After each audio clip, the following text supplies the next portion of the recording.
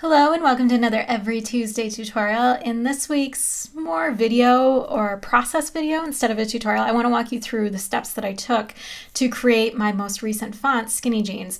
It always really helps me to hear other people's process when I'm trying to learn something new, so I thought I'd give some insight into how I created my newest font, Skinny Jeans. So it's a font trio. There's a script style, there's a cap style, and then there's a symbols font. So there's a bunch of like doodles and illustrations that you can pair with the font to create really fun layouts super fast.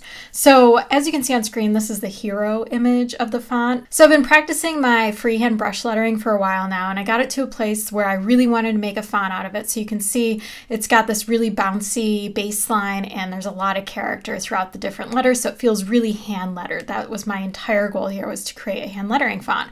So the way that I made it is, let me bring you to my first sketches. So what I did is I grabbed a number 0 Winsor & Newton Cotman round brush, which I've got a link in the video description for everything that I'm mentioning here. So if you want to work on your own lettering with the same materials I use, it's all right there. So what I did is I took some Dr. P.H. Martin's concentrated black watercolor and I diluted it just a little bit. So for every drop of watercolor, I added in like 2 or 3 eyedropper drops of water, mixed it up together, grabbed my brush and just wrote it out on regular copy paper. I like using copy paper because it really takes the pressure off of making these perfect letters so you don't waste paper. So I just use copy paper, so then that's like the last thing that I'm thinking about when I'm writing all of my letters out. So I did something new with this one. Usually I'll write out all of my letters A through Z and I'll kind of connect them all, especially the lowercase, and then I'll move on to the uppercase. But I wanted to try something new with the script style. So what I did is for every subsequent letter in the alphabet,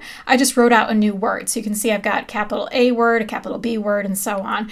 And kind of inadvertently, I got all of my lowercase letters too, and it kind of put me in the right mindset where I could just freehand it and everything occurred more naturally, so it felt more hand lettered just because I went through this exercise.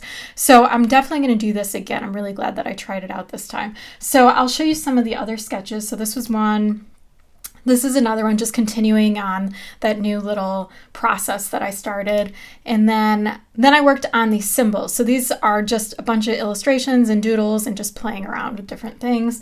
And then right here, I wanted to work on some ligatures. So extra pairings, like when you have 2 letters next to each other, it can look really automated as a font if both of them look exactly the same. So I wanted to do pairings of duplicate letters. So when they occurred together, they still looked different. So it still looked like it was hand drawn, especially these like duplicate T's right here.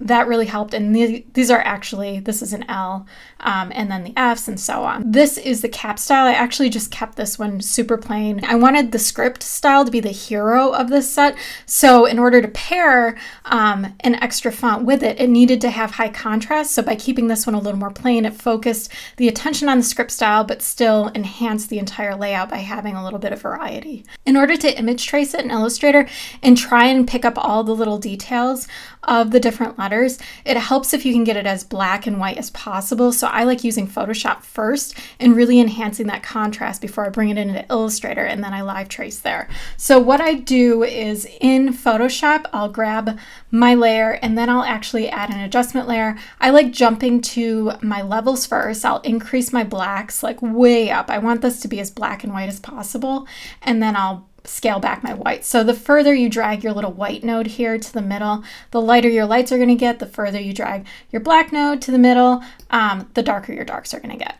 So I do this, and I don't want to wash out my white area, so sometimes I won't toggle it all the way just so I can pick up as much detail as possible.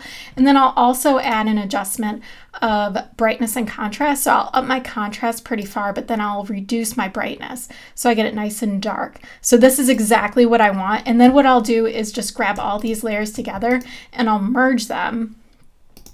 And then I will Command A or Control A on a PC to select it all, and then copy it, and then go into Illustrator. And let me come way down here so you can see all of these ones.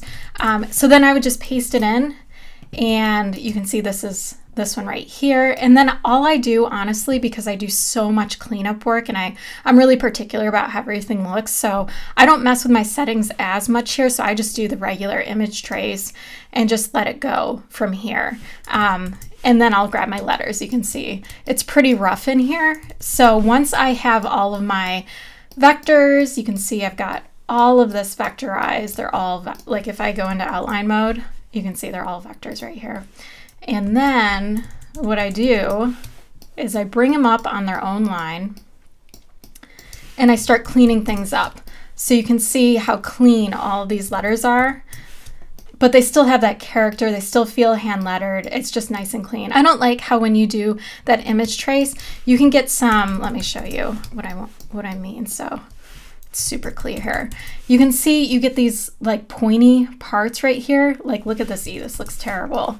How you get these pointy parts. That's a really clear indication that someone didn't spend a ton of effort cleaning it up. And if you want a really rough looking font, then it's totally fine to keep it. I'm just super particular about this kind of thing. So I like cleaning it all up so you can't see any indication that it was ever live traced. So I like getting rid of these little bumps that kind of happen sporadically. It's just the nature of the image trace. So like this, I hate that this isn't curved right here. So I go in and I fix all of those things.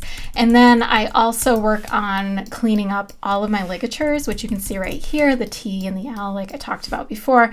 I've got a bunch of other ones, and this just helps make it feel that much more hand lettered as a font. So from here, I'll bring it from Illustrator into Glyphs. Glyphs is the font editing software that I prefer. It's Mac only. Some of you might know that I have a whole font making course that currently teaches you my process of using Glyphs, but I'm working on another part of that course that will accommodate all PC users as well. Since Glyphs is Mac only, I'm working on a different software for PC users. So that is coming early next year, I promise. And there's a link in the video description if you want to learn more about that. Okay, so this is what the Glyphs file looks like. These are just, the font editing software where I put everything in. I determine the relationships that all the letters have with each other. When you type, what happens, how they look together, the space between them. So I get all of that programmed in. I add in my extras, and you can see here's the symbol style of that. And then it's time to have fun. So I always have what I call a scratch file, so I just type with it, and I have a ton of fun just playing around. I work on different preview images for the listing of the font so people can see or get a good impression of how the font will work for them for whatever they might want to use it for. Plus, I have a lot of fun just writing different phrases out and seeing how the font looks when I start typing, and you can see I've got a bunch of text right here. So it's really fun to see it all together. And then also playing with the different styles and how they pair. Like so you can see I've got all kinds of different just little sayings and just seeing how the two styles pair together, and then adding in some of these symbols too. These are the cleaned up symbols that I ended up with for the font. So they all feel like a family. It all looks like they go together. So from here, actually I want to show you kind of how this works with the built-in extras. So if I just type hand lettering, you can see how it's automatically inputting these extra ligatures as I type. And actually you can see if I have like an S on the end, that's pretty fun. But as soon as I connect it, did you see that S change? So that's something that's all programmed in. So let me get rid of the T again. You can see it's this S, and then it substitutes in this S when something else follows it. So that's a really fun built-in feature.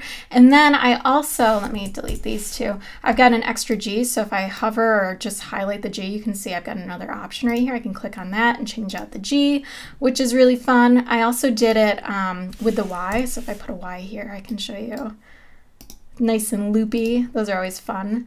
And if you don't want to have these extra features, if you want something that's a little more standardized or plain, you can just take this, and if you come over here to your open type palette in Illustrator, all you have to do is turn off these features, and then you will go back to your plain Jane lettering. So pretty cool how this works. And then I can just turn them back on, and you can see how they change and adjust because of all those built-in features. So finally, from here, after I play around with it, I test it out, I make sure everything's looking really good and that it feels the way that I want it to feel.